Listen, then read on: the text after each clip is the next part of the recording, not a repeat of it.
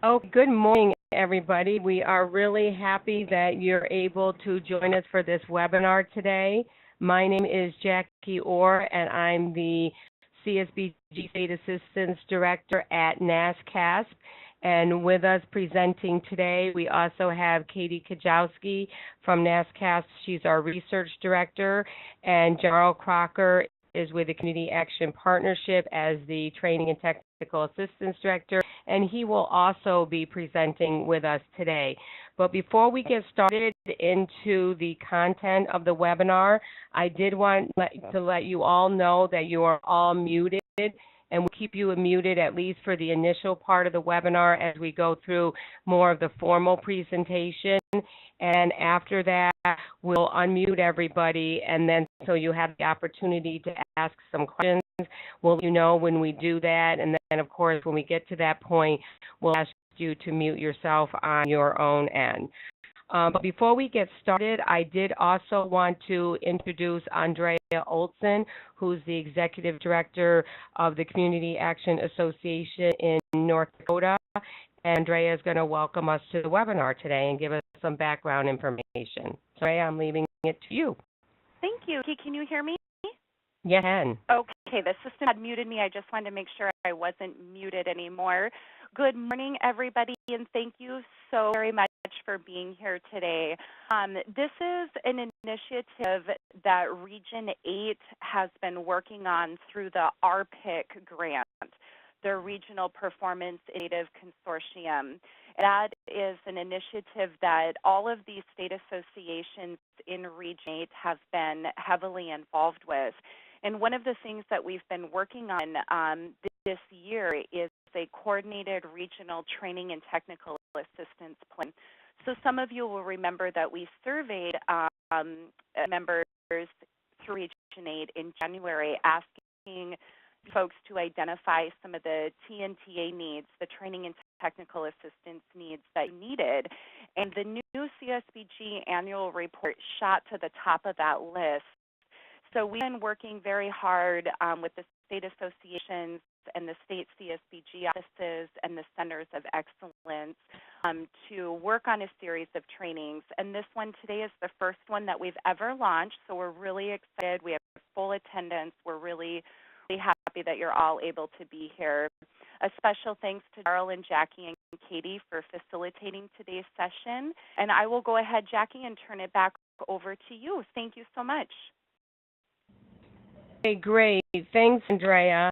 That was a great introduction to the webinar. And I did want to let all of you know that we are recording this. So if you have some colleagues who you think would be interested and weren't able to attend, then we'll be sure to send Andrea the link to the recording and she can get it out to all of you.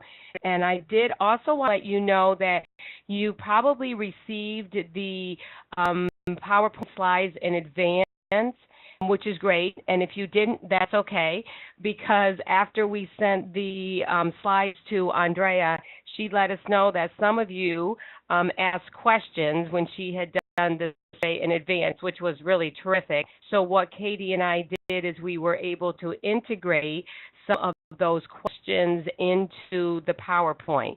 So the PowerPoint has changed just minorly with addition of those 3 or 4 questions. But because of that, we, after the webinar is over, not only will we send Andrea the link to the recording, but also the updated PowerPoint, so you have that as well. And so let's kick off the webinar, and I will do the introduction piece, and as we mentioned, Katie, Jarl, and I will also take different parts of the presentation. So to get us started, I just wanted to give just a bit of a background about NASCASP and let you know what we do. NASCASP is the membership association for state offices. So those administrators for both CSBG and weatherization who work as state offices are members of NASCASP. So we do training and technical assistance for state offices around, the state management practices, the state plans that states send, policies, monitoring policies and procedures, anything that state offices need around CSBG or weatherization, that we are here to offer training and technical assistance. And Katie and I at NASCASP, along with Lauren Cook and Kyle, we really focus on what CSBG, and then we have other folks at NASCASP who focus on weatherization piece. Okay, so given that piece of information, Katie, why don't we move on to the next slide? Or can I do it myself? Great. So this is the agenda. So we'll do a brief overview of ROMA Next Generation. We did a more extensive Next Generation presentation at the CAP conference last week, but for the purposes of our presentation here, we're just going to do a brief overview because we're really going to concentrate on the annual report. And when you look at those modules, we are doing it in backwards order because as community action agencies, you're going to be focusing on modules 4, 3, and 2. And for the purposes of this webinar, we're really going to be focusing on Module 4, individual and family, and Module 3, community level. Katie is also going to be doing an overview of Module 2. And then we just have one slide devoted to Module 1, which is the state administration module, and that was already submitted by state offices back in April. So we'll just be giving you an overview of that. And then also we'll be talking about tools and resources that we have on the NASCASP website to help you as community action agencies as you're looking to implement the annual report. And specifically, we wanted to draw your attention to our updated numbering scheme, which we have some screenshots of to share that information with you as well. Slide. Setting the stage. All right, so whenever we talk about the annual report and or ROMA Next Generation, we always have to put that in context with our performance management framework. So when we talk about our performance management framework, what we are really looking at is the components of the performance management framework, and you can move ahead, Katie, if you haven't, is the local organizational standards, which you are probably all very familiar with, that were came to be, so to speak, in 2015, and states did the first assessment in 2016. The performance management framework also includes state and federal accountability measures, and those state accountability measures can really be seen threaded through both the annual report in Module 1 and also the state plans that the states send to OCS every fall, which they just did on September 1st. And then, of course, the performance management framework includes ROMA and ROMA Next Generation, which we'll talk a little bit about that in a minute. And then the CSBG annual report, which we're focusing on today, and that includes an updated and refined set of CSBG outcomes, which we typically know as our national performance indicators. And then the key additions to ROMA. When we talk about ROMA Next Generation, and folks say, well, I don't know what ROMA Next Generation is. Is it different than ROMA? How does it connect with ROMA? Well, when we talk about ROMA Next Generation, it's really a deeper dive into what ROMA is. And we're talking about that at some point we're just going to stop saying that it's ROMA Next Generation, and we're going to refer to it as ROMA because that's what it is. But when we think about ROMA Next Generation, as we're talking about now, these are the components of it. So when we think about it, we talk about the National Theory of Change, which I'll be showing you in a minute, which has finally been finalized, so to speak, by the Office of Community Services. So we have the formal final graphic for that. We look at the local theory of change for community action agencies and how they can take the national theory of change and integrate it with their own local theory of changes as they're proceeding through their community needs assessment and strategic planning processes. We also, when we talk about ROMA Next Generation, of course, is the CSBG annual report. And you may remember, for those of you who have been following our process for the last couple of years, when we talked about Roma Next Generation initially, we really talked about it as far as just looking at the CSBG annual report. And then everybody was like, well, Roma is not just about reporting, because that's one of the first things you say when you do a Roma training is Roma is not about reporting. So we said that's absolutely true, and so CSBG annual report is a part and an element of what Roma Next Generation is. And then, of course, we look at the increased focus on community level work, which really gets actualized through our CSBG annual report, particularly when we look at Module 3. Another component of Roma Next Generation is an increased focus on analysis and use of data. And that gets threaded throughout the annual report when we look at the new components, Module 4 and Module 3, and also when we take a look at Module 1 for the state administrators, and there also an increased use of focus analysis and use of data for state offices as well. And finally, I think in some ways the most important piece of Roma Next Gen is looking at the emphasis on the integration of all the phases of the Roma cycle. So we don't look at those phases separately and without connection. So we look at how we make those connections between the identifying the needs and the needs assessment and how that relates to your strategic planning process and your implementation of the programs and how that all gets captured in your community action plan, all the way to how we analyze and use the analysis of data. So those are really, when we talk about Roma Next Generation, those are the key elements and components to Roma Next Gen. And Katie, and this is what I mentioned, the theory of change and the National Community Action Theory of Change. Many of you may already have seen this, but I just wanted to let you know that this is finalized and it was formalized through a Dear Colleague letter that OCS sent to the network a few weeks ago. I think it was mid-August. So this is now our final theory of change, and it really is very similar to what the network, what you've all as the network has been reviewing in the last year or so, but the graphic is much more active, I would say, than what you had seen previously.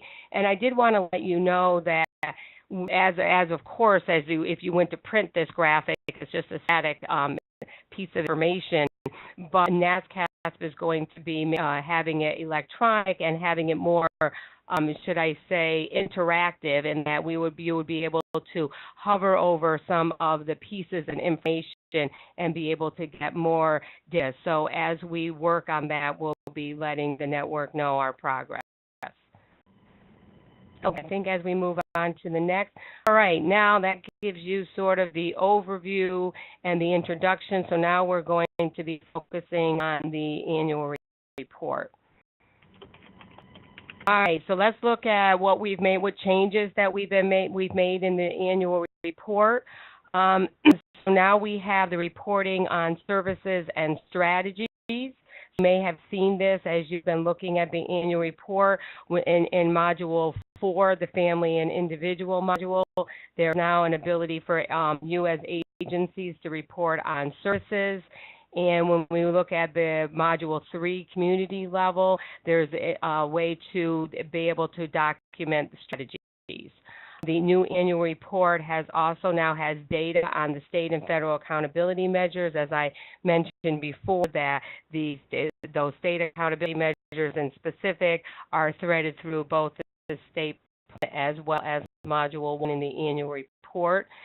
Through Module 1 of the annual report, we now have the data on organizational standards for the first time, that the agency, you as agencies, were assessed in 2016. And the states had the opportunity when they submitted Module 1 in April to indicate the success of the organizational standards. We now have additional community level outcomes, so there's new NPIs in community level as well as family and individual too, but I think you'll see the biggest change in community level. Our community level module now has the ability for you to show progress on your community level work over time, and I think this is one of the best things in the annual report, which we'll be going over in a few minutes. The annual report now allows for additional infrastructure for multi-level data analysis, so able to look at data not only from community action agencies and analysis, but also looking at the analysis and the data that state offices are able to collect as well. And OMB clearance for 3 years, I think this is an important piece to know, that when we went through those 60, 30-day comment periods that all of you responded to, that there was a 3-year clearance that will conclude in 2020, and that gives us another opportunity to go through another clearance process and be able to, integrate any changes that we would need to make based on your feedback. Okay, where are we now? As I just mentioned, we received the clearance from the Office of Management and Budget on January 12, 2017. I remember we were all at the Community Action Partnership Management and Leadership Conference on January 12th, so that's when we heard about it. Then starts the phase-in of the CSBG annual report and the phase-out of the CSBG survey. All right, and these are the modules. I've been referring to these throughout, but this is a graphic representation. Module 1 is State Administration module. You will focus on modules 2, 3, and 4. Module 2, CSBG eligible entity expenditures, capacity, and resources.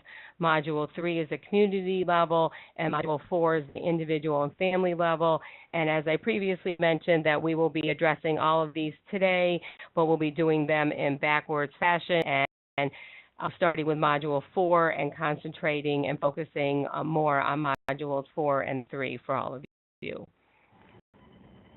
And the reporting timeline, I'm not going to spend a lot of time on this because I think you've all seen this before, but we are, if you look at the rows, we've finished funding federal fiscal year 2016.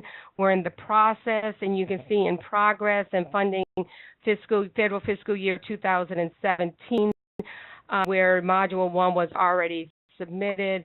Module 1 will be submitted in March of 2018. It was already submitted in 17. You all are still collecting data in your IS survey, and you will continue to do that until the end of the month, the end of September 2017. And when we look at the federal fiscal year 2018, the due of March of 2019 will be the entire CSBG annual report, which is modules 1 through 4. That, of course, is due by the state offices, as I said, March 31st, 2019. And that will all be submitted. All the modules 1 through 4 will be submitted through OLDC. And that, as you can see, is the online data collection system. That is now currently how states are submitting both their state plan and Module 1 of the annual report. And the next slide is just for those of you who aren't aware of your state reporting periods, but you probably do know. But just to let you know that not all states have the same reporting periods. So there are some states that have the federal fiscal year that we just looked at. That slide was representative of the states who have the federal fiscal year, which starts in October and ends in September. So you can see that South Dakota, Utah, and Wyoming, so all the agencies in those states will start collecting data for the new CSBG annual report starting in October. And then Colorado, Montana, and North Dakota will start collecting data starting January of 2017.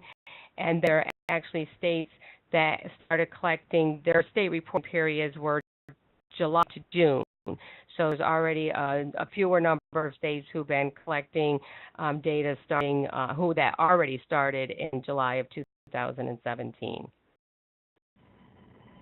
So we move on to the individual and family level. I just want to open it up to Katie from NASCASP and see if Katie wanted to add anything to what you shared.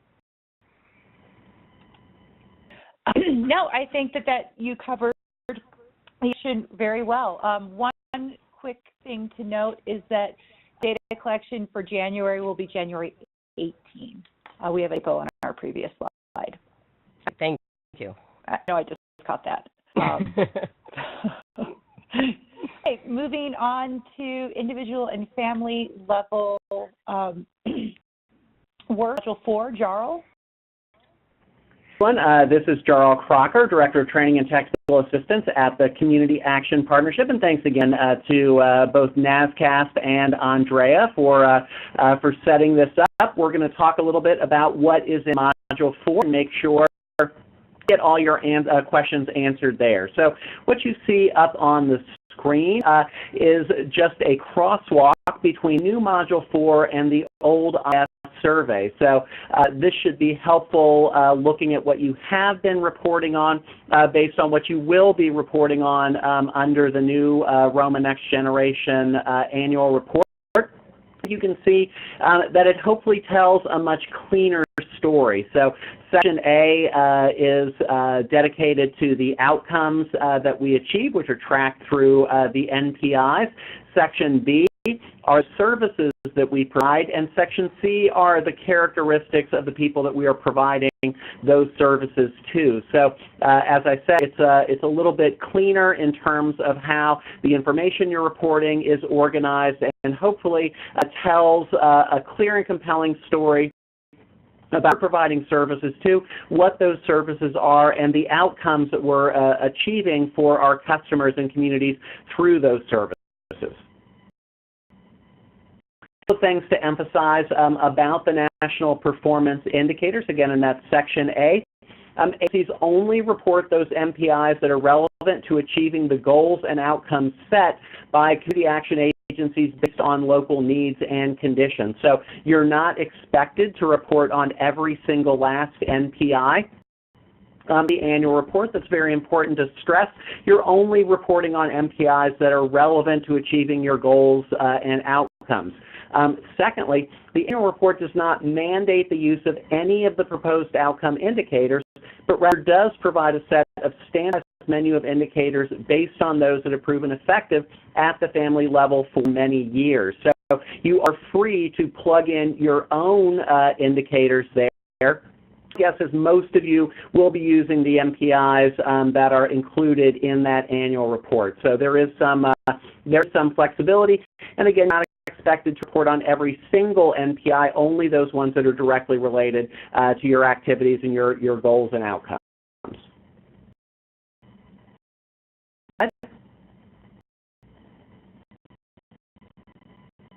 Here you see an example of those indicators for employment. So just to walk you through the form, make sure you're clear about all the rows and columns. Obviously, you'll see that first set of columns under employment, those are the MPI. So number 1, for example, is the number of unemployed youth who obtained employment to gain skills or income. So if you served absolutely no youth and did no employment programs for youth, you would not be reporting on that MPI. You would more than likely use this MPI and the MPIs below that if you were doing employment programs to report on your outcomes. So what you see there next row, or column 1, number of participants served in your program. There you would just simply indicate very straightforwardly the number of participants that were served in your program. I think that's not particularly changed from the IS report. So again, relatively straightforward. In that second column is your target number. Now this is one that we want to be clear on. This is the target number for outcomes, not target for number of participants served. So for example, if you had 100 youth in your employment skills training program, you would put in that second column the target of those 100 youth you believed who would eventually obtain employment. So tracking again to that first MPI there. So if you served 100 youth, you would put that in column 1, and if you were targeting 50 youth out of that 100 to actually receive a job, more than likely based on your past data that you had collected for this program, you would indicate that you would expect 50 youth to gain that job, and then in that third row, the actual results, you would include your actual outcome data. So let's say 40 youth ultimately obtained a job, that's what you would put down in that column 3. And then columns 4 and 5 are auto-calculated for you.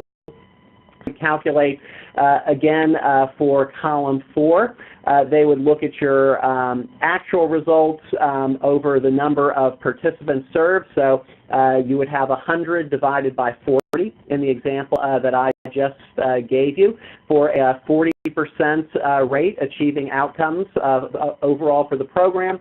And then column 5, performance accuracy, would use those columns 2 and 3. So again, in the example I gave, you would targeted 50 youth to receive a job out of those 100 that were being served. 40 actually received that job. So column 5 would give you that percent based on the targeted number for those outcomes and then the actual results you were achieving. Again, I think that column 2 is where we get the most questions, and again, those are the number you are targeting to actually receive the outcome from the program or service that you are providing. So another thing to make sure that you're doing, since some of the MPIs have stayed the same, but some have changed, make sure that you are tracking correct outcomes so you can make sure that you're gathering the correct data to be able to report on the annual report. And then also, if you are not using these MPIs, you're using alternate indicators, make sure that you are tracking the correct information for those to be able to report at the end of the year when you fill this out. So I think this is a good example of how you would make sure you're collecting the right data, going through the MPIs, making sure you're collecting, again, the number of participants served, your targeted number for achieving the outcomes, and then ultimately the outcome data. So just make sure everybody's clear there. And certainly you can send in any questions that you have about filling this out, but I do think it is relatively straightforward. All right.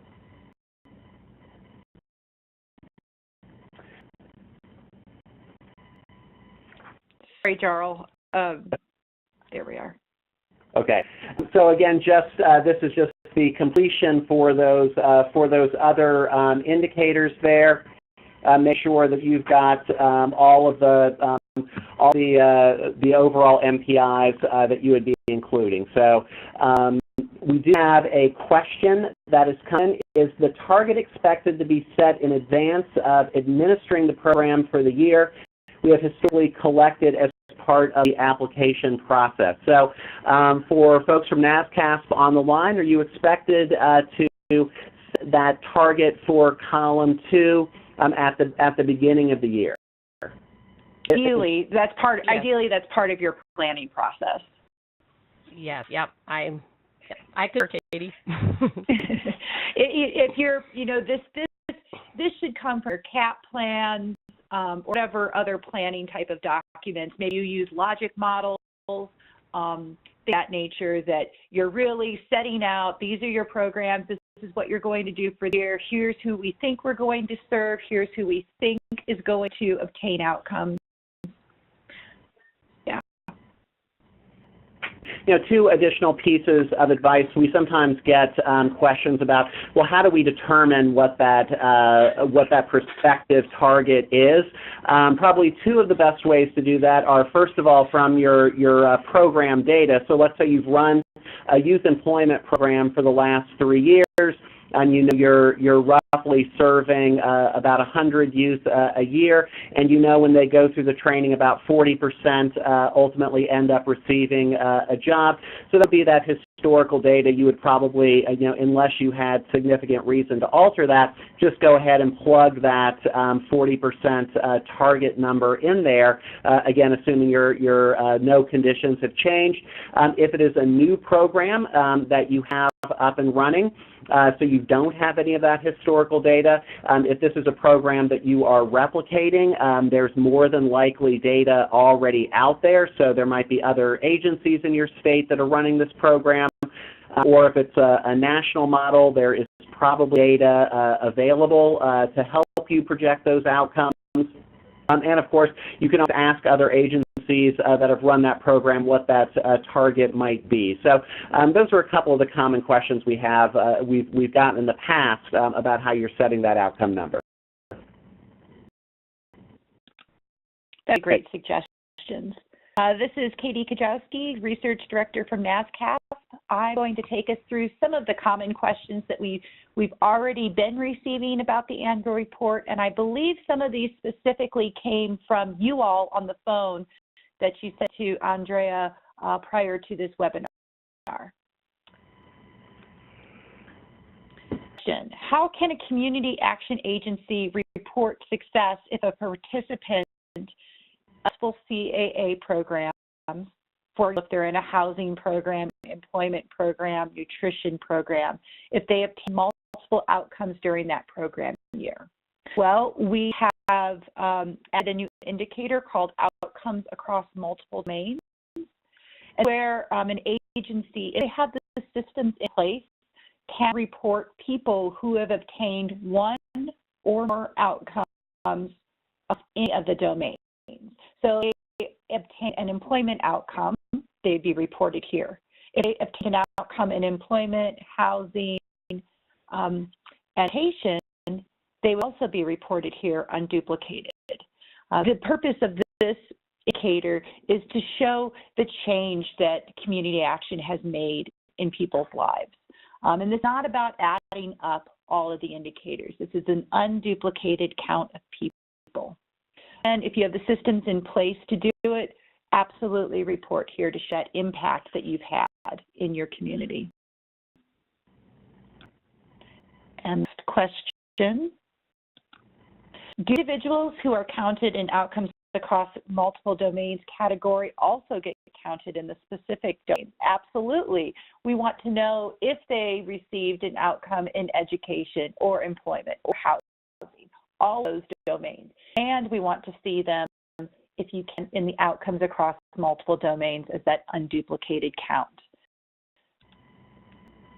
If a community action agency realizes family and individual outcomes through collective work that is documented individually or by collaboration, can be counted in Module 4.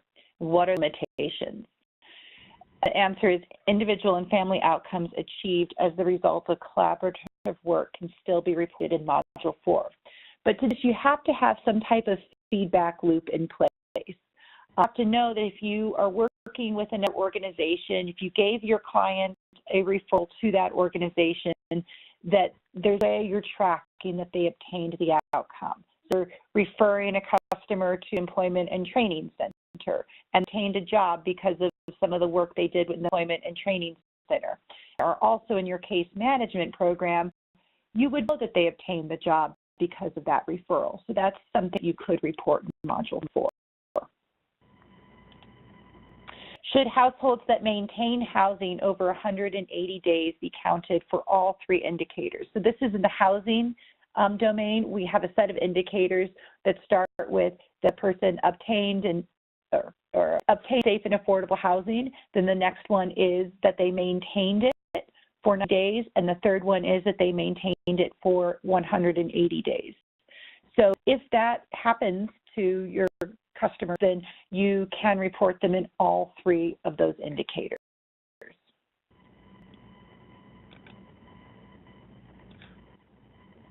Okay, just wanted to add, I'm sorry, this is Jackie, that question that you read previously, the one about the housing indicators, that did come from the group here that's participating today. Oh, great. So I hope that that was clear enough for you all on the phone. If not, do put questions in the chat box, and we will answer them as we go. So we distinguish between emergency housing assistance and non-emergency housing assistance. I believe, Jackie, this is another one that came from folks in this group. Yes, it is. So the word emergency is no longer being used in the housing NPIs. In the CSBG IS, we did see that word, no longer see that word. So we suggest using either Family NPI 4A, which is the number of households experiencing homelessness who obtained safe temporary shelter, or Family National Performance Indicator 4B, the number of households who obtain safe and affordable housing. I'm going to turn it back over to Jarl, who's going to walk us through individual and family level services. Great, thank you. So now just a little bit more specifics about reporting on the services. All right, so for Section B, Module 4 services, these are new in the annual report, and these obviously cover the services we deliver to our customers, individuals and families. And again, this was in response to feedback about the IS that said some of the outputs and outcomes were mixed together. And as we've seen, we're now cleanly separating the outcomes and the services that we're providing our customers. So you'll see a couple of slides that show you some examples of that. So again, services and outcomes are now separated so that we can better understand and tell the story of what services are being provided by the network to achieve results for individuals and families. So next slide. All right, a couple things to note here in this particular slide. You obviously see housing services on the left side of your screen. These are the services that you are providing, your individuals and families that you are serving. These are relatively straightforward. On the right-hand side, you'll see that you indicate the unduplicated number of individuals served. So I think there's a technicality to make sure everybody is clear on. The unduplicated number of individuals served is for the program and service that you are indicating. So for example, if you provide financial capability skill training, the first service indicated, and you know that you serve 20 unique individuals, you would put 20 down. You would put 20 down in there under the unduplicated number of individuals served. Now, it's important to clarify that while ideally we hope that all agencies aspire to be able to report overall an unduplicated count of the individuals and families served, this is just referring to the unduplicated number for the service being provided. So, for example, let's say that your data system can tell you serve 20 unique individuals in your financial capability skill training, but it doesn't share information, let's say, with your Head Start program, so you can't tell how many of those people are also receiving services through Head Start. That's perfectly okay. While that's obviously something, again, we're hoping agencies are working on, you're just reporting those 20 individuals receiving that financial capability skill training. As Katie has just pointed out, there is now a way for you to report if you can create that unduplicated count across all your services for all your customers, or at least most of them.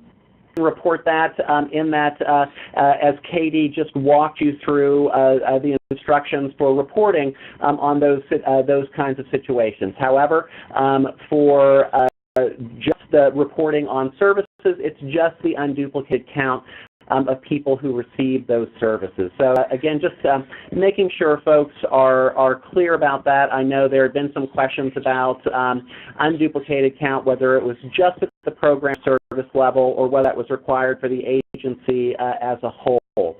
So others, I think, yes. And do you recognize that there's services within this listing that may be possible for you to report an unduplicated count on? And that's something that we're aware of, and we're working with OCS on a resolution. An example of that is bags of food or hygiene kits or school supplies, things that you might do mass distribution of. So that is coming near future. Right. Thanks so much, Katie. So any questions about that from folks on the webinar?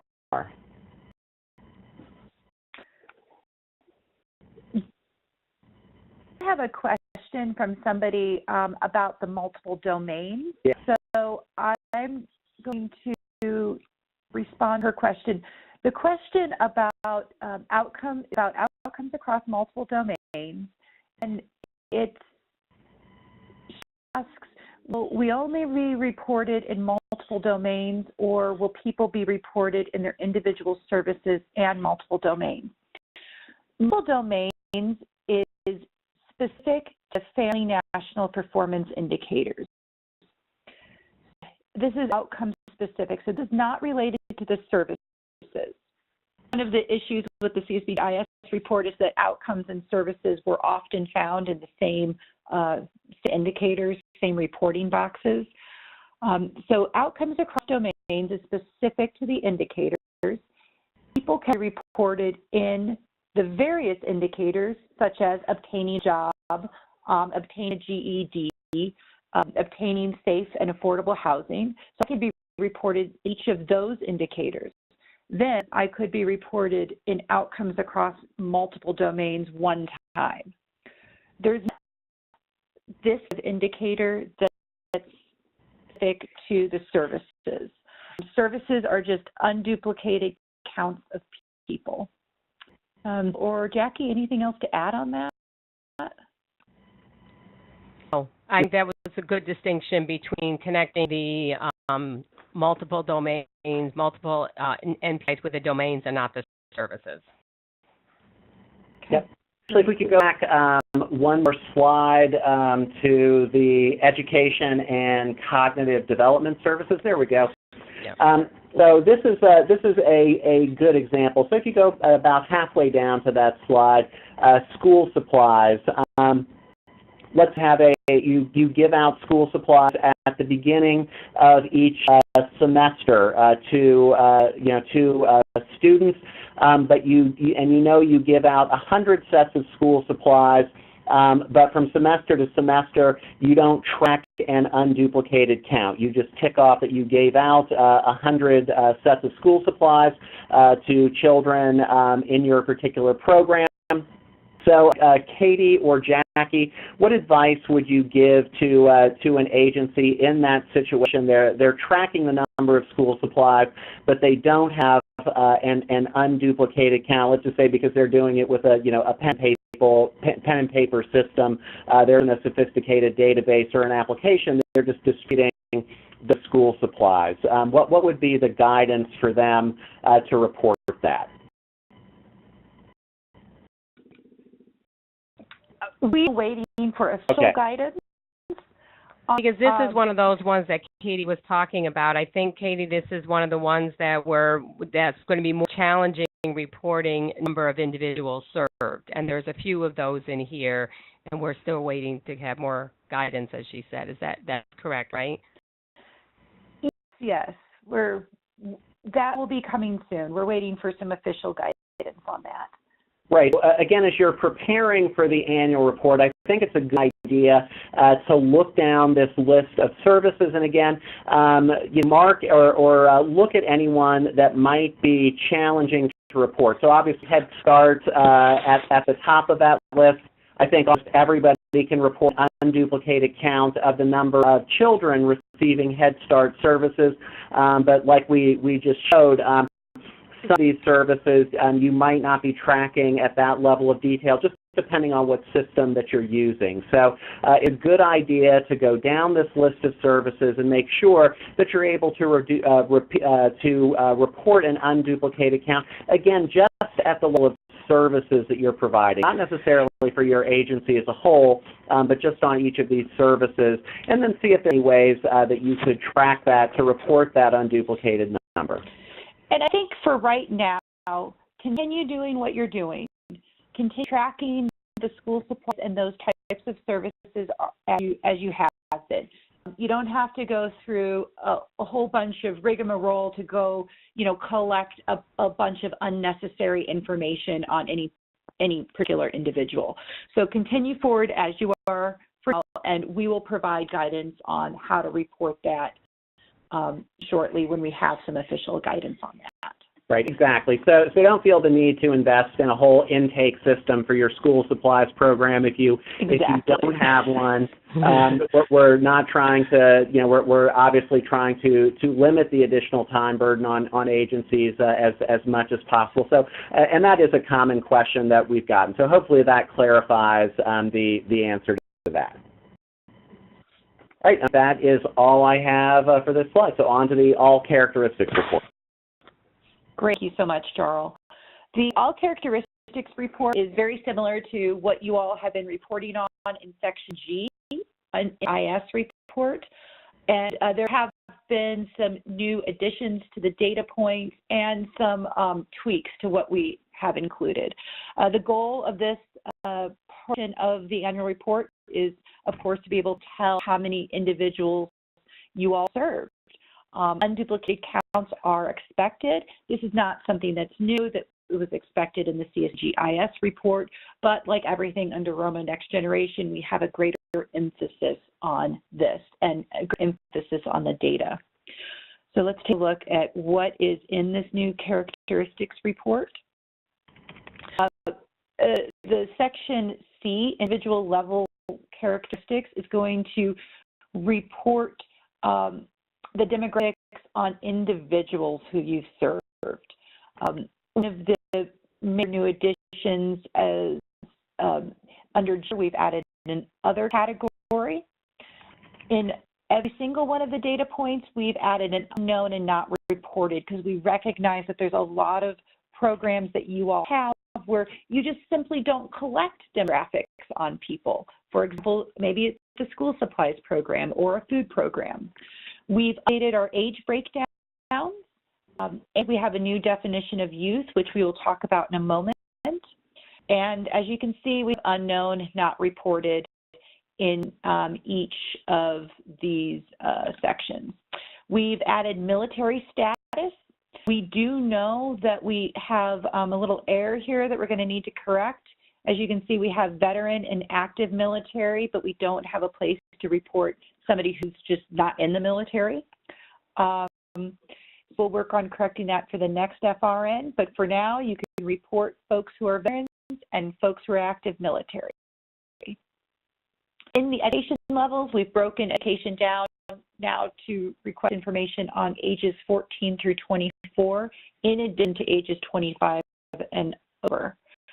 We have an area where you can report on disconnected youth. That's youth ages 14 through 24 who are neither working or in school. Health insurance sources is an entirely new category in this demographics report. You see a list of health insurance options there. And work status is a new section. In this individual portion of the demographics report, you're reporting on individuals served in your programs. And this is across all programs that your agency operates. The next portion of this form are the household level characteristics. Everything you can see that's highlighted yellow is new addition or it's a change. We've added some household types to the household type section. Household size, we've changed household of one to single person household. Sources of household income. This is a new section as well. Income from employment, other income source only, so a variety of options there. Within the other income sources, we've added a variety of other income sources. You can see the yellow portions. And added a few other data points. Level of household income, we've added 250% and over. This should actually be 251% and over. And this is to show the progress over time. But it also recognizes that any from your organization serve people above the CSB threshold, which is 125%. So we want to see that. And we've added non-cash benefits.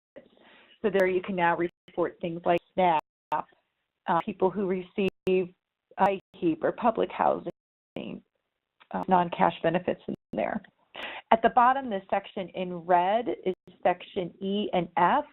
These are folks who may or may not be included in the two sections about households and individuals. So why may they or may not be included in those above sections? Well, one of the reasons is maybe you have two different databases. maybe buddy in this household and individual section above unduplicated in one database, but then you have a weatherization program that's in a completely separate database, and you have no way to combine those two sets of data. You would report the weatherization program in E and F. You would list under the program name weatherization and the number of unduplicated individuals or unduplicated households. The add row functionality to this, so you are not limited to two. You have the ability to report many different programs in this particular section. Okay, so let's take a look. I mentioned that there was a new definition of youth. So youth are now defined in this new report as ages 14 through 24. There is one indicator in the annual report. It's the National Performance Indicator 5I, and that asks for a slightly different breakdown in age for youth, and it's asking for information on individuals with no recidivating event for 6 months, and they're asking for youth ages 14 to 17. Otherwise, for the rest of the report, if it's just as youth, we're talking about people age 14 through 24. We frequently receive is, what's the definition of a living wage? Well, there's no national definition of a living wage because so much depends on the local cost of living. Agencies may determine their own definition of a living wage, or they may work with their state office to come up with a definition. There are available tools to help in defining a living wage, and we will share some of those tools with you when we release the instruction manual. One of them is the MIT calculator, if you all are interested in looking that up.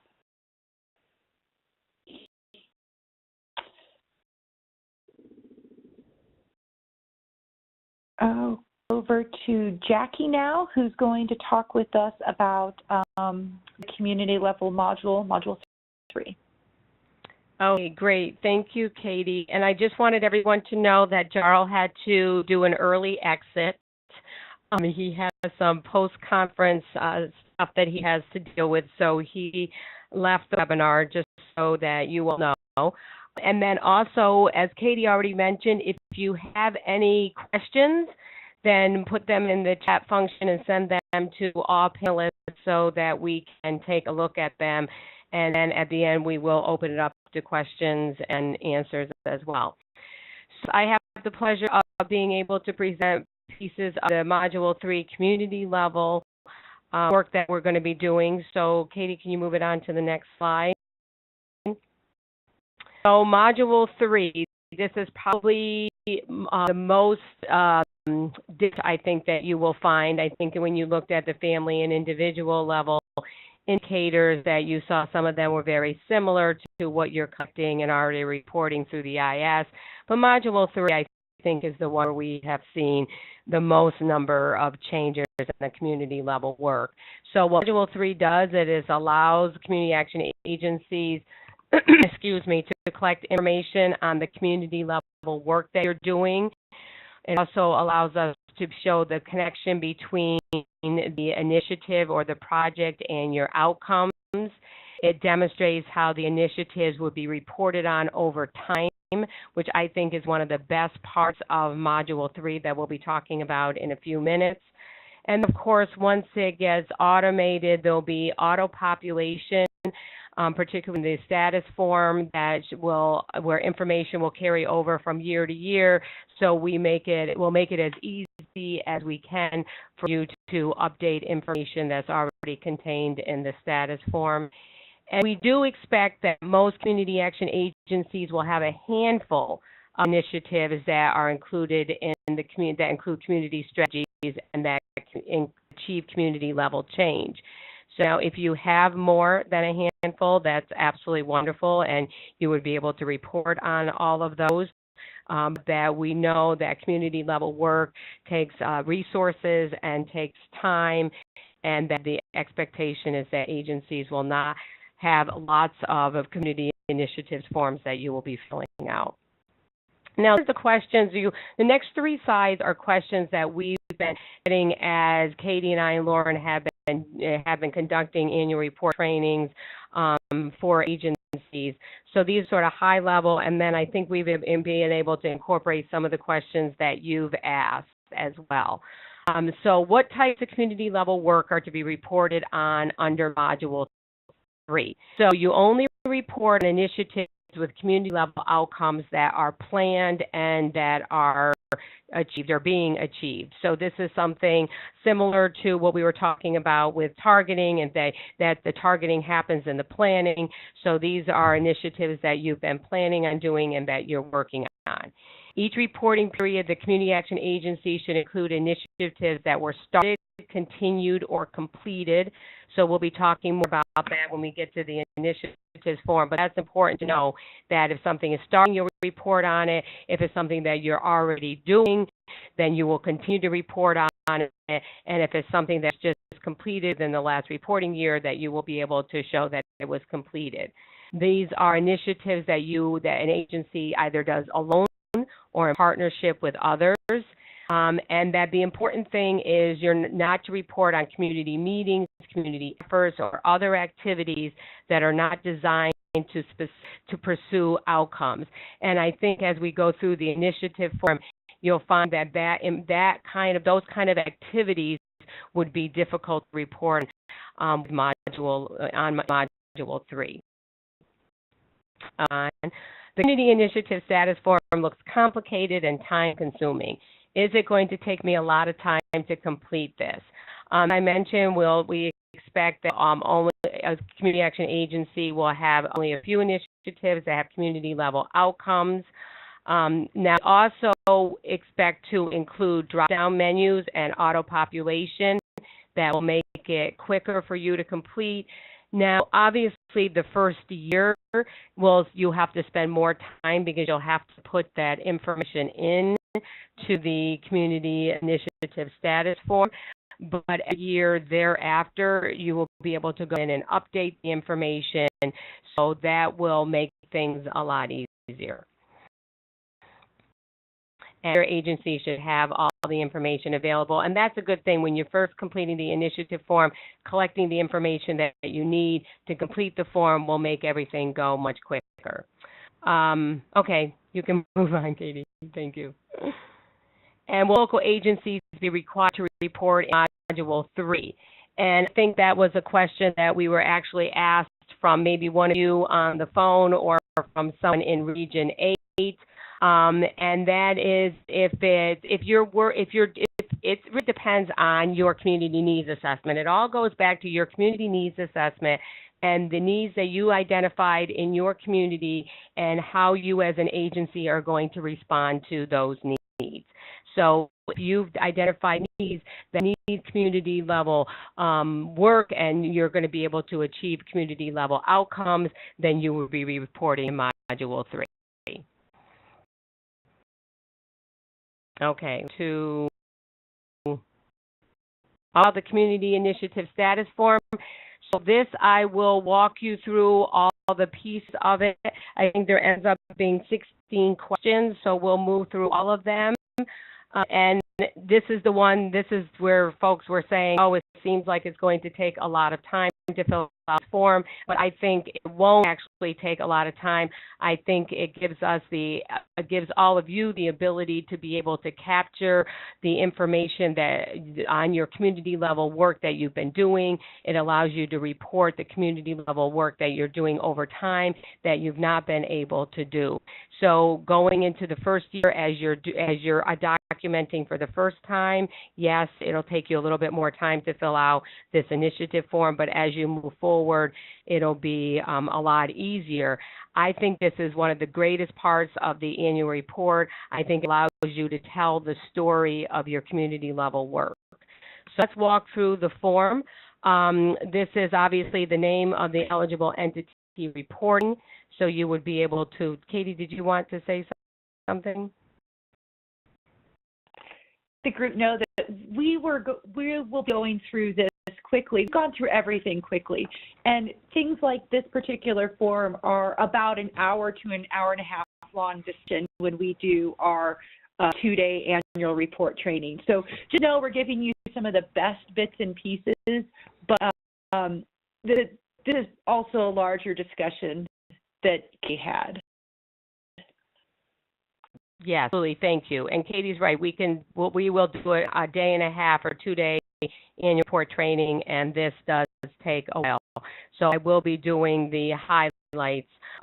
So the initiative name, you would write down the name of your initiative. Now, some folks have said when we've done training that initiative makes it sound like it's the first, it's just starting, but the initiative is not. In this case, the initiative is a word using. I think you can even substitute in project, so your project name. The initiative year, so if this is the third year of an initiative, you would select 3. If it's in its first year, obviously you would select 1, and the most you can select is 7 plus. So if this is an ongoing initiative, such as maybe some weatherization initiatives that you have, then this you'll be able to select 7 plus. Problem identification number 3. This provides, this is a narrative, and we're not looking for a dissertation. So, there'll be limited spaces that you would be able to provide information. So this would be a paragraph or 2, and you would be able to provide how you identify the problem. I'm thinking that this would be something that would come directly from your community needs assessment. So it might be something that you would be able to copy and paste in and provide a little bit more of context around that. Number 4, the goal or the agenda, you would provide some information on the overall goal of the initiative, and it would be talking about the ultimate outcome the initiative wants to achieve. Number 5 is the issue, and those are our domains. So we talked about the domains in the family and individual module, and you find them again here. This would be a drop-down, so you would select the domain. You would have the ability to select multiple domains if your initiative addressed multiple domains. Number 6, the ultimate expected outcome. That is, as you can see there, that's the NPI. So you would reference the NPIs that are listed in Section B of Module 3. So again, it would be a drop-down, easy selection of an NPI. And of course, I think Katie will be talking about this shortly. We have other, so that you would be able to write another NPI if it wasn't already there. Number 7, for the identified community, you can see some options. Is your initiative in your neighborhood? Is it in your city? Is it part of your service area? You can see other. So if those don't fit into where your community is, then you would be able to identify, you would be able to choose other and put in something else. We had someone present at one of our workshops, and they were working specifically in a zip code. So they chose other and then wrote in zip code. For the expected duration, you would select the range of years that the initiative is supposed to be operating, so that you would be able to select, 10 years as the expected duration. All right, so then what am I? Partnership type, number 9. So this would be, again, a selection, a choice. It's an independent community action initiative. You are doing this by yourself, so to speak, or the community action agency is the core organizer, and you're part of a multi-partner initiative, or you are one of one partner or one investor in a collaboration. Slide 10, number 10, partners. So you would list the pride narrative on 1 to 3 key partners, and again, something that's very short that says, United Way and the local Boys and Girls Club are 2 of our key partners, and this is what they bring to the initiative. Strategies, number 11. Again, this would be a drop-down, so that you would select the community-level strategies that are listed in Section C that I think Katie's going to be talking about shortly, and they would relate to the NPIs that you've chosen. Number 12, progress on outcomes and indicators. You would indicate whether you have no outcomes to report, whether you have interim outcomes, or whether this is the final and you have final outcomes. outcomes to report. An impact of outcomes, this would give you the opportunity in your narrative to talk about how, what's the big impact. So you would be able to provide some background and meaning to the numbers that you're reporting. And then outcome and indicators to report.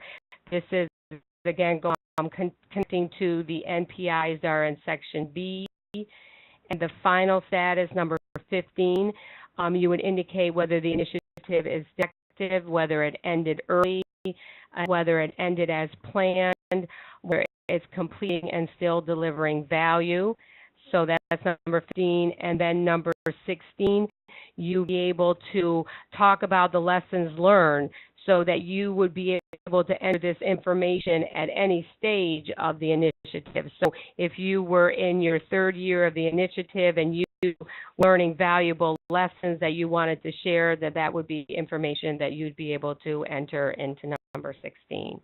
That is the full community initiative status form, and I know I went through that really quickly, but that gives you a good overview of those key components to the form.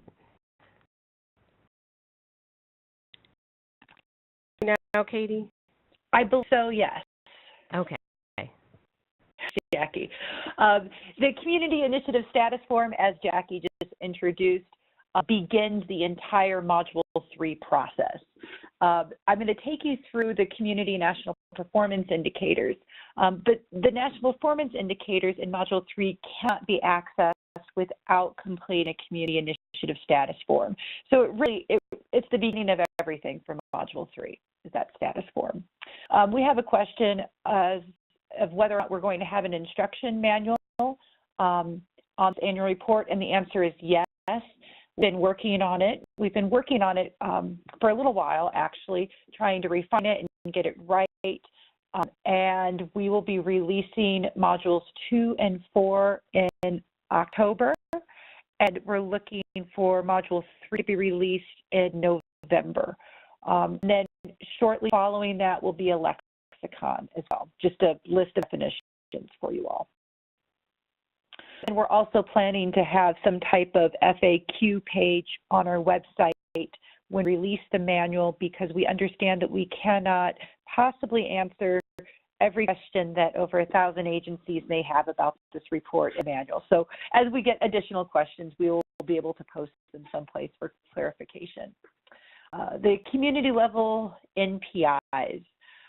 Community NPIs are not about adding up all the clients and calling that community change. So in this module, we're not reporting on people, we're reporting on assets or movement in a community, the change of an unemployment rate, the addition of a community garden, things that adding new shelter beds, these assets that are added to a community, not people.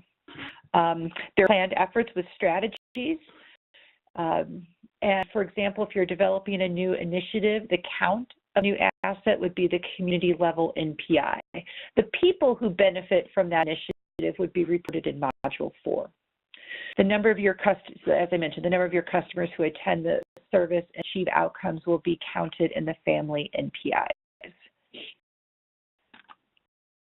Options, just as we saw in Module 4, you can't possibly report on all the indicators. This is just your menu of options.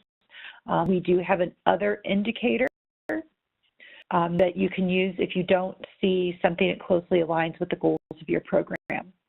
We also have 2 types of indicators, counts of change and rates of change. We will take a look at these. We understand that both counts and rates are typically multi-year projects. Rates are definitely multi-year projects. Sometimes it can be hard to get the data to have show rates changed on an annual basis. Sometimes those data sets aren't available or are only available every 5 years. This is a screenshot of what the indicators in Module 3 look like. See, we have counts of change and rates of change. The counts, you're entering the community, entering a target, the number of things that you're going to add to a community, and actual results and then column 4 will auto-populate with a performance target accuracy. If you report on counts of change, your target and your actual results will be based on the program year. Rate change, you've got multiple columns here. You will have your identified community in column 1, your baseline rate. All rates of change will be entered as a percentage. So your rate from wherever you're obtaining this rate will be in there. Yours should be included in the community initiative status form, the source of where you obtained that baseline rate. And in the third column, you'll enter the target. What do you want to change that rate to?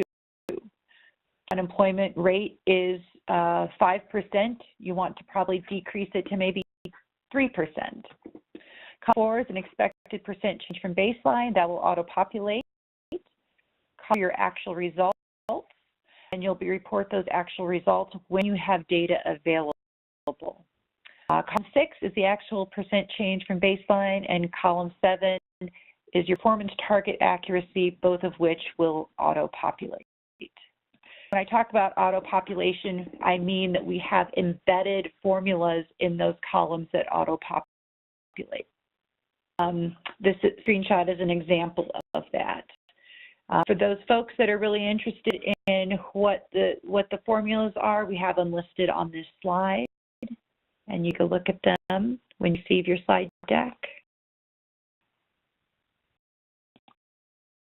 This is an example of the rates of change. Notice that columns 4, 6, and 7 have those auto calculations in them, and we've listed what the formulas are here as well. Look at some of the questions that we've received. We document efforts to improve coordinated entry to services. So many of you do some type of coordinated entry program where there is one point that clients, your door is open. Clients can access services from a point, and it's all the same process. The answer is in Module 3, under Infrastructure and Asset Building. This would be something that would be under that other category, and you would use Community National Performance Indicator 3C under Other Counts of Change. And it would be one system that you're reporting.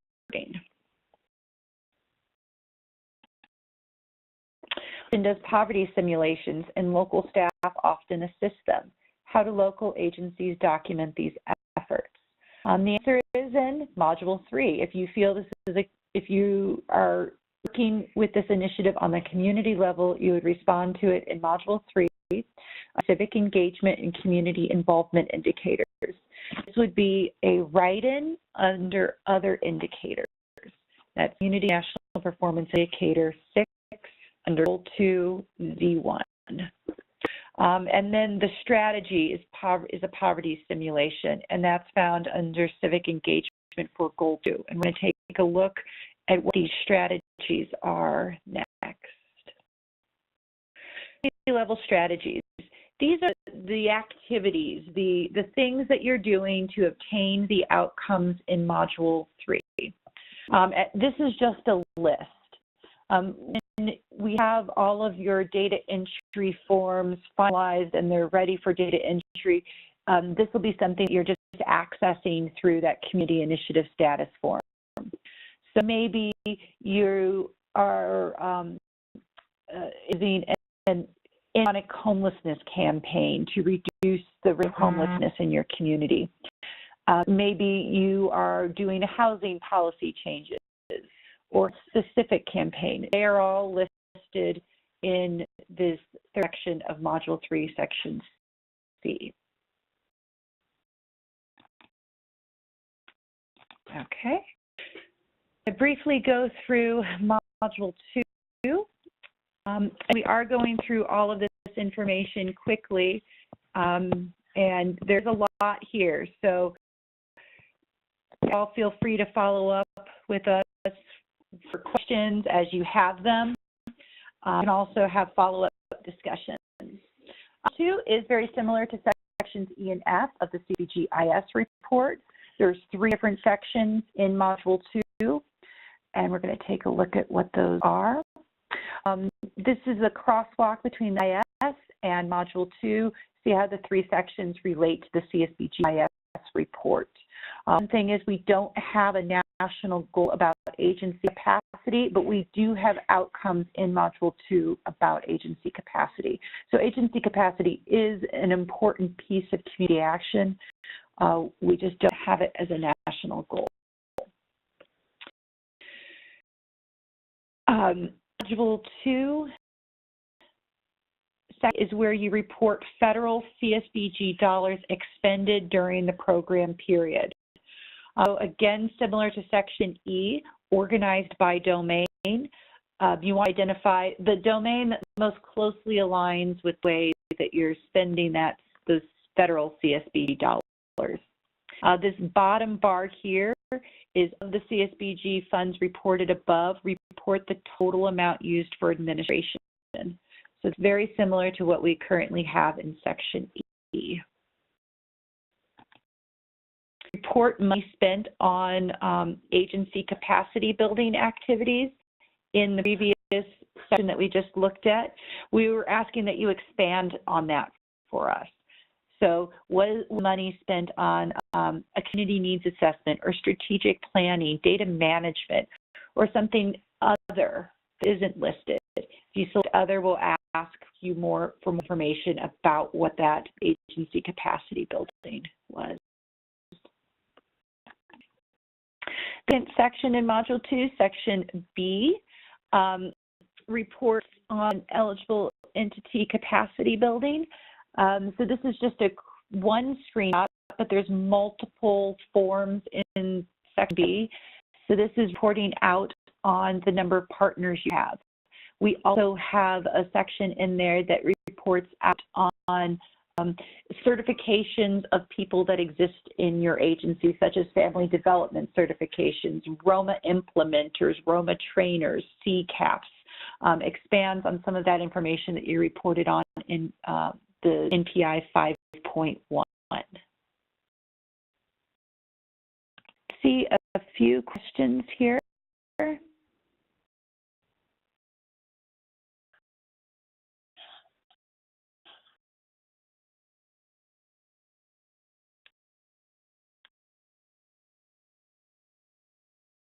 Interoperability. There's a work group that's going on about right now. So work in progress that's going on right now. I don't know that, but I might be able to better answer that offline because we do have limited time here. I'm going to turn it over to Jackie to discuss Module 1 with us. Oh, great. Thanks, Katie. And I did notice that our time is rapidly coming to an end. And I know there's so much to talk about when you think about the annual report. I know. So, as Katie and I said, we do take us 2 days to talk about this. Yeah. I'm going to be very brief about Module 1. Actually, there's just one slide. And this, as I mentioned, is specifically for your state office. They submitted this already in the beginning of April. They actually got a week extension. Typically, the annual report is due the March 30th or 31st, and OCS gave the states a week extension just because it was new this year because it just, got approved in January, and then we had to put everything together to enable the states to report in March. So you see in the arrows where it says NA, this is the crosswalk between Module 1 now and the CSBIS survey and what states have reporting. But you'll see sections D, G, H, and I are all new sections, and obviously some of them make sense because reporting on the organizational standards, they didn't exist prior to 15, so there was no ability to do that. And then states are now reporting. The section I is the results-oriented management and accountability. That's the ROMA section, and that really ties in when we talk about ROMA Next Generation and we look at data analysis That really ties in more to that piece. So what I just suggest when we go out and we talk to community action agencies is that if you haven't taken a look at Module 1, please do so.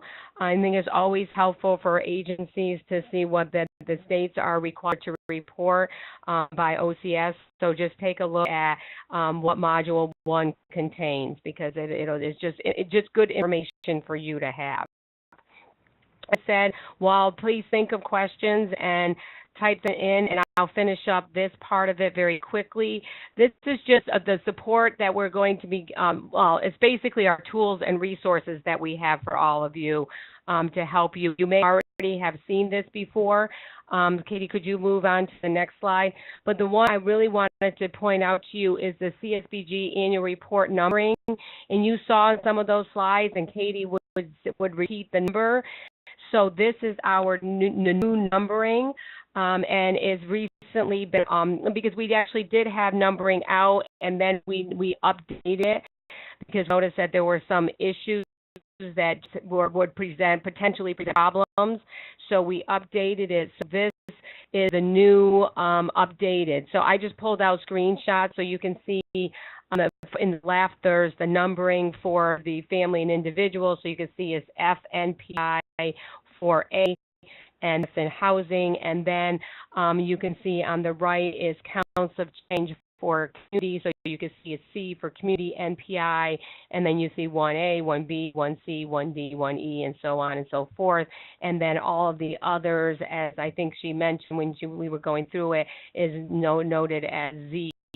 So you're wanting to take a look at that, and that is posted on our website.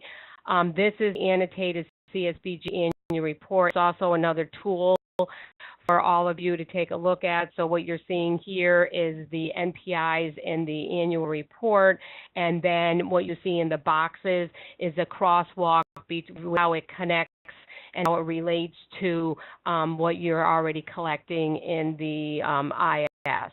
And these are other crosswalks. So the first one that's closest to us, I just want to mention, I think this is great if you haven't already used this. The left-hand column, the white column, is those current NPIs that are in the IS. And then you can see the crosswalk to the CSBG annual report, where you can see the three columns where there's very similar language in the annual report, there's similar language, or there's no similar language.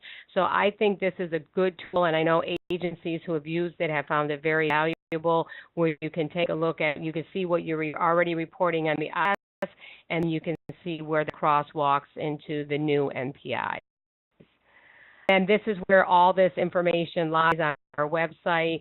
That's our homepage, and you can see it says CSBG annual report, and then you go there, and this is where you see, next slide, Katie, and this is where you'll see all of the information. I did this screenshot because in the middle of this page, or actually towards the bottom, right above webinars and presentations, that is the Excel forms with updated numbering scheme. That is the screenshot that I showed you earlier, and you can see it divided up into modules 2, 3, and 4. I think that is it. Oh, and then we have been requested to do a crosswalk with NPIs in the annual report and crosswalk them with programs with community action agencies like Keep, Head Start, We Own Weatherization. So you should be seeing that very soon. And then Katie already mentioned the instruction manuals and the lexicon. So those 2 and 4 will be next month, and then Module 3 will be in November. Okay. And in addition, I wasn't looking, Katie. No, we haven't. We just answered the last one that came in. The one thing that we have not yet mentioned that I think is important, and perhaps a good note to leave on, is that we expect you to be able to report on everything that you might want to in this new report in year 1. Continue collecting the data you've been collecting and reporting in the most similar indicators that you have been. Then look at the report and think about what else can you report on. What have you been doing in your agency that really hasn't fit in the IS report, or you've been reporting it in some place that doesn't really make a lot of sense, and you can find a more appropriate place in this new report. And then take a deeper look at the report to think about what you might be able to do in year 2, in year 3, or even 5 years down the road for things you might need to put additional systems in place to collect. So I think OCS is on board with this. We understand that your numbers may go down. We understand that there may be things that you just can't report in here yet because you don't have those systems. So I hope that if anybody is nervous and anxious about this report, I hope that helps ease some of that this is a transition, that we understand that. Yes. Thank you, Katie. Now, did you have any questions? No, I didn't have any. Well, actually, I did have one question come to me that I was hoping you could address quickly before we conclude. How are agencies able to ensure that their client tracking software systems are up to par and can effectively report on everything? Is there work being done to ensure that softwares are compatible to meet report requirements? Or is the onus on agencies to ensure their systems are capable to handle the reporting requirements? Depends. Okay. If you buy into a database provider that claims that they're CSBG compliant, the onus is on them to ensure that they have the ability to collect all of these data points and report on them. Okay, like if you have a system made like CAP 60, you're talking about. Correct. Yeah. If you buy a package off the shelf CSBG system, this is on them. There's some other deal that I'm unaware of. The onus is on them. If you have a homegrown, built and maintained by your agency system, then the onus would be on you.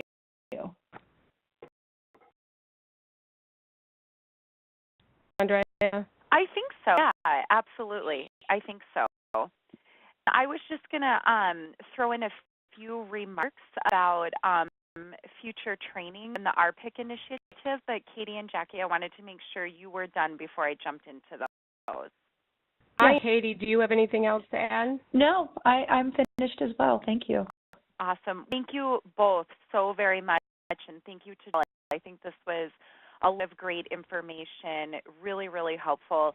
And again, I just want to reiterate the point for everybody that today's training is part of the RPIC initiative, and we're going to be continuing to offer additional trainings on topics that you folks have all indicated to us that you wanted to learn more about. The next training that we're going to be doing is going to be a 2-part series on risk assessment, and K-SOL will be conducting those for us. We do not have the dates finalized, but it is very much a work in progress. I would want to bring everybody's attention to the fact that we do have on the CAPND, my North Dakota State Association website, www.capnd.org. We have been posting the information there about all of the trainings that we're going to be conducting. So today's training was on that website. We'll put the risk assessment training on that website.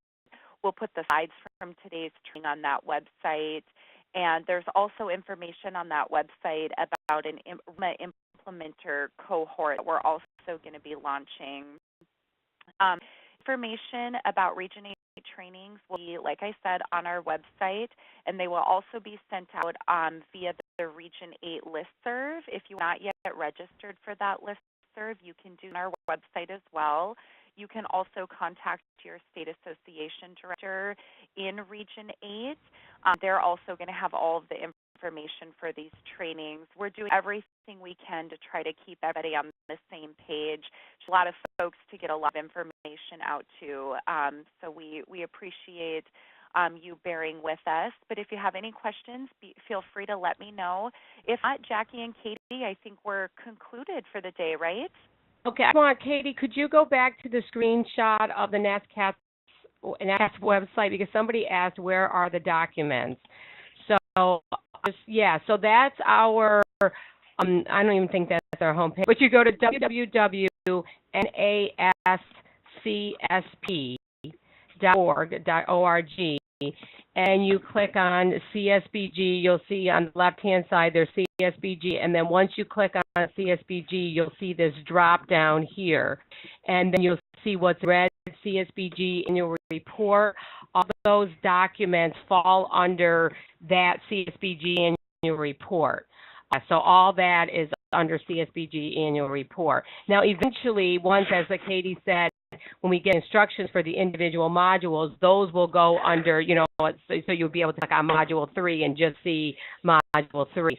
But right now, everything is under that CSBG annual report. And if you can't find the information, feel free to email Katie or myself, and we can help you find it. And just for all of you to know that contact your state offices. If you have questions or if you're confused and you need more information, and if they're not able to help you, we get countless questions from state office administrators, and that's what we're here to do. So if they can't help you, they contact us, and we're able to give them the information they need, and then they're able to get back to you, and that's what we're here to do. And I think what Katie said is perfect. We make sure that this is as we know change is difficult, but we want to make this as easy for you as we possibly can and give you the resources and the support that you need. And with that, Andrea, thank you so much for all your work in coordinating this and making this happen. It was our pleasure to do it. Thank you so much for being here, you guys, today. Great information, and we'll talk to you all soon. Have a great day. Thank you. Bye-bye. Bye.